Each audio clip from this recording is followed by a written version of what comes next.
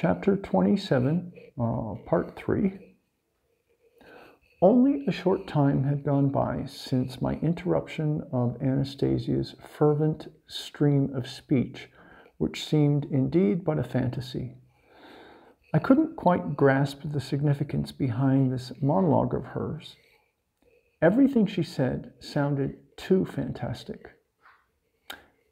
Only a year later, Mikhail Fernin, the editor of the magazine Wonders and Adventures, which is given the Russian words for that, after reading my manuscript containing this monologue, excitedly handed me the latest issue of his magazine, the issue of May 1996.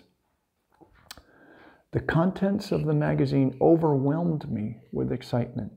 Two major scholars talked in their articles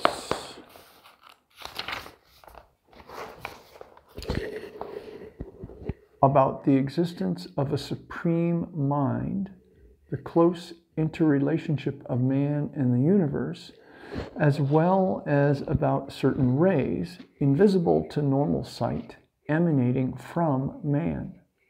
Scientists have now been able to identify them with special equipment, and the magazine included 2 photographs of those rays emanating from people. But science has only begun to talk about what Anastasia has not only known from childhood, but has been applying in her daily life, in her endeavors to help others.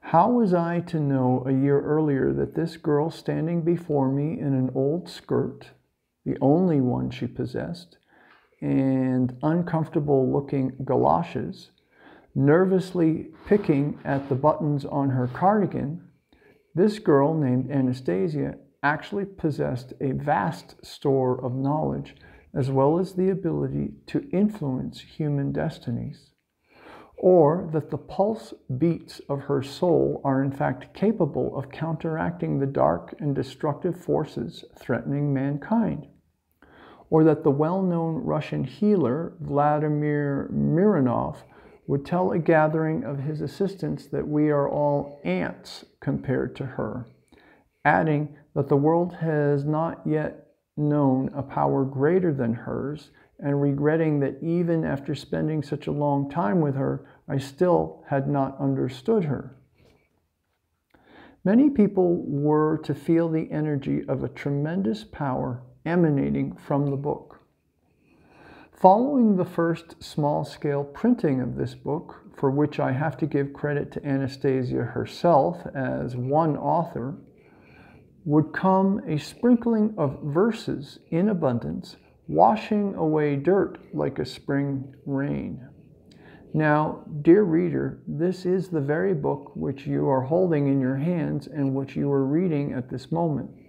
Whatever feelings it has aroused in your heart is for you alone to judge. What do you feel? What is it calling upon you to do?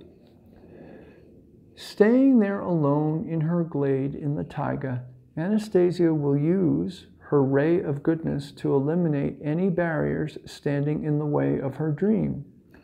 And she will gather and inspire more and more people to make her dream come true. And so, at my challenging moments, 3 Moscow students will come to my side and stand by me. They will not receive any significant compensation for their efforts and will even end up helping me financially, earning their living wherever they can. Especially Lyosha will spend nights keyboarding the Anastasia texts into their computers. They will not cease their keyboarding work even after their difficult examinations have begun. And Moscow Print Shop number 11 will put out a 2,000 copy print run. They'll do this on their own, bypassing a publishing house. But even before this, the journalist Evgenia Kivitko of the agricultural paper blah, blah, blah, blah, will be the first to tell you about Anastasia in the press. Later, Katya Golovina from another Russian name, periodical, and then several other Russian periodicals and Radio Russia.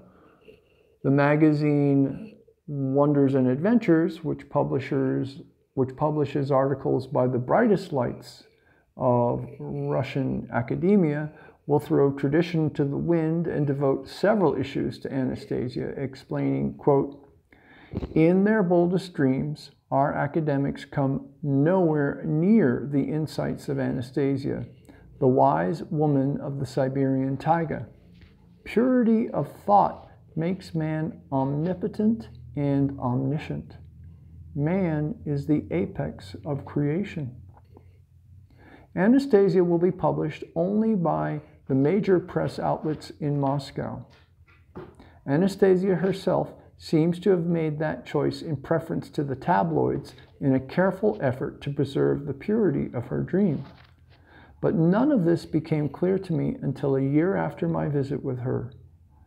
I had my own take on the experience and tried to shift the conversation to a topic I was more familiar with, namely entrepreneurs.